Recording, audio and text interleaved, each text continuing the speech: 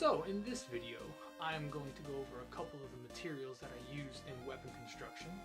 If you're not familiar, this will be an introductory just to the basics of them.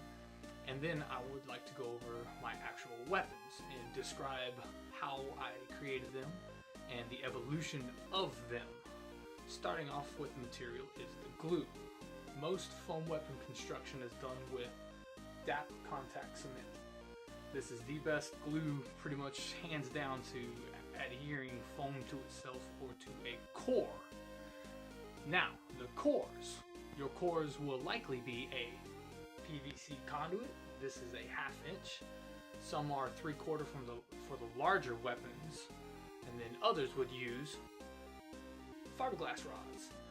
These are just thin 1/4 inch or 3/8, I think they're 3/16 fiberglass cores. They're a little bit flexier, but they make good one-handed weapons and daggers. The next thing that you'll need is foam. This foam is the blue camp mat found at Wal-mart. This is pretty much the entry-level, cheap contact surface weapon. Most of the time, a weapon I build will have this on the portion that's going to hit somebody. The other foam that I use is interlocking garage mats. This is a large piece. Normally I use something that's flat. This is textured. I actually found this, which was an awesome find. It was in a trash can. So to me it was like treasure. So this is usually used for decoration purposes. A lot of pommels and cross guards I'll use this on. And it's fairly rigid, but still real soft. It's foam. The other foam needed is fun foam. This makes really good for detail work, rivets. You can do pretty much anything just of a light detail. This is not meant for contact. It is real flexible, but thin, super thin. So you want to use this just for decoration, sprucing up the piece. Now we move on to weapons. I would like to introduce to you my first sword. This is the very first weapon I ever created. It is made from a PVC core, as you saw before. 3 layers of this foam, one on the bottom, one on top, and one right in the middle. You can actually see it here.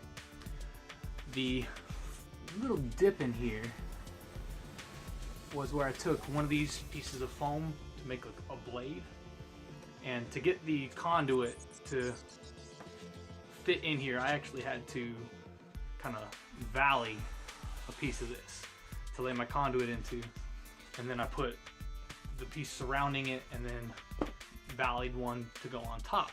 Now that just created kind of an airspace where that gap in is not bad, but it just doesn't create a good overall finished product. I found a way to mitigate that in future design builds. Now the crossguard on this is a real basic crossguard. It's that same blue foam, 4 layers.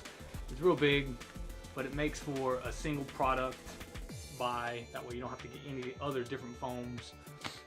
Just wrapped it on up, real basic layering, and coated it with my coat that I use for my weapons. That's known as plastic. I'll go over that more in a future video. The handle is PVC conduit, goes all the way through the blade. This is just, as I said, PVC conduit wrapped in a rope. The rope is attached to the handle using 2-sided carpet tape. Again, further detail in a future video, but it holds the rope nice and secure and sturdy. And then you wrap it with a hockey tape. Cheapest found at Walmart. You can find it at sporting goods stores as well. And then my pommel is also just a simple square wrap, nothing fancy, but it made for a good soft accidental impact pommel. We do not strike with these on purpose. It's just make sure it's good and padded on the event of an accident. Now the stats on this sword we'll go over. It is 1 pound 1 ounce, so pretty lightweight. The overall length is 38 inches from tip to pommel. The handle is 9 inches. It allows for a comfortable two-handed grip, but really easy to use in one-handed should it need to happen. And the blade itself is from tip to strike or cross guard 25 inches, so you get a good 2 foot of legal contact striking area. It strikes real nice and soft, even though it's PVC core. It's compacted a little bit over time, but it's actually held up very well, being the first sword I ever made. There is a flaw in the design, which I repaired here, and this foam is covering up where it broke, and that was due to an imperfection in my stabbing tips. So I learned from this and apply techniques in the future. This one doesn't have a proper reinforcement, so you just got to make sure on your tips that you reinforce them, otherwise they can break just due to either scraping on the ground, hitting somebody. But you don't want that happening, because you don't want core to come through and smack another player. Done with my very first construction sword. Next sword, or should I say swords. This is my set of twins. These are the exact same design method. The foam on top, foam on bottom, foam on the center. Much more beveled edge, because I wanted the appearance of a sharper blade. It's still super fat and chunky, but hey, it's foam, but it's real safe. This one is done with fun foam rivets and just kind of like strap metal. The paint on this is an acrylic paint. It's not a really good paint job. I was just getting it mostly combat ready, but this is more fun foam. What I did with that is I made a template and cut it out 1, 2, 3, 4 for the other one.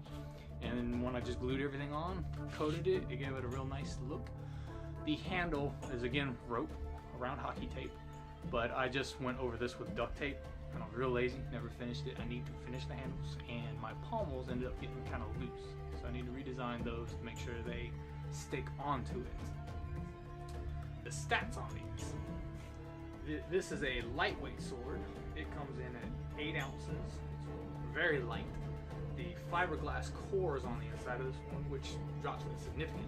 That also means that they don't block very well. Larger weapons will bat this out of the way with ease. It has a overall length of 34 inches, so from tip to pommel, about 3 feet. A 5.5 inch handle and a 23 or so inch striking surface. They're really fast, they don't defend well, and they're really different if you're not used to using 2 swords at once, but they're really fun. Next sword, my mini buster sword. This is a design based off of a certain character from a certain Final Fantasy genre. Much smaller than that hero's sword, but still pretty big. This was the biggest two-handed sword that I'd made at the time. It is an improvement on my 3-layer design, but with a nice beveled edge. You got the standard design work right here, a disc guard, giving it almost like a katana-like appearance. Real solid, slightly oversized handle, but you get plenty of leverage with it and torque. A real basic pommel. It did have a failure in the stabbing tip as well. Now this wasn't during a stab, it actually brushed off the ground and ripped the head off. So what I ended up having to do on future designs, this one I just glued it back in really solid. Future designs, what I do is I actually support or strengthen the interior right here with what used to be Gorilla duct tape because it's super strong, but I'm going to start using hockey tape because it has a very durable tear factor. And I just feel that it's going to be a better flex inside of there. I've had duct tape on previous weapons where you could feel it during the strike. Speaking of during the strike, this beveled edge provides real good compaction. You won't get hit by the conduit on the inside. Now this conduit on the inside, I didn't have to worry about valleying the foam. What I did with this version was I took a different piece of conduit and I flattened it in a vise, and it makes for a really good core, strengthening the 1/2 inch conduit. When you flatten it, you get a little less resistance in the bend also, so you don't get as much whip, but also gives you a perfect contact surface for your glue to adhere to. But this sword, stat time, it weighs in at 14 ounces. So it's lighter than my first sword, but also bigger. The overall length is 42 inches from pommel to tip, and it has a 10-inch handle with a 29.5-inch striking point, striking surface. It's just a way better design. This is the beginning of my golden standard, and with only mild changes that have been made to this design up to this point. This is a really fun sword to use. But I would like to introduce you to my last sword. We call it Legend. Or Legend was the name granted to it by one of the kids that come out to our foam fighting events. Now this is the golden standard to which I create my new swords design-wise. The only difference was I went for a rounded handle. This doesn't have a full flattened PVC core. The handle is rounded and the top part is flattened because I just wanted a round grip on this one. Now the flattened center core right there allowed for about as thin as you can get, 3-layer design, nothing different there. But I got the massive beveled edge. I have tons of foam. The conduit is maybe here inside the thing. The rest is foam. And the reinforced tip, I've had 0 damage after a couple of heavy combat days with this thing. This is some of my most enjoyed fun foam work so far, and it has several layers with like a large metal plate, rivets. I used a wood burner to dig into it a little bit. It's really easy to manipulate, little just decorative valleys. And when I painted it, I used a silver spray paint over my first coat of Plastidip, or my final coat of Plastidip. And then over that I wanted blue. And then when I ended up going blue over it, I didn't know until the day we started fighting that the blue wasn't really sticking good. And it created a almost like faux chipped metal look. And it was much cooler, totally on accident than I was intending it to be. And this has same work on the pommel, huge oversized pommel. But let's go over some of the stats. This nice massive sword, it is 1.5 pounds, so it's one of my heavier 1/2-handed swords. It makes a difference, the slight bits of weight, when it comes to knocking other swords aside, but it's still very comfortable to swing. It's got the oversized handle. It's a 10-inch handle, so you got plenty of real estate for your hands. You can grip the pommel on this one because the pommel is seated firmly on the core. It's a 29-inch striking surface, and the overall length is 44 inches. So this is my longest sword that I've created. Now you lose a little bit of that because the length is in the pommel. That being said, this is still a beautiful piece to fight with and a lot of fun. But yeah, that is Legend. And there you have the basics of my weapon construction material and the 4 swords of mine, and from like the beginning of my design technique to the very end.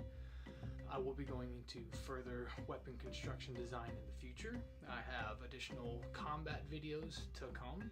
If you haven't already seen my combat videos and want to check them out, see some of these weapons in action, please follow my channel. And I hope this has inspired any of you future foamsmiths out there, and I hope it's entertained anybody else. Thank you for watching. If you have any comments or questions, please feel free to leave them below, and I will see you on the next video. Take care. Bye.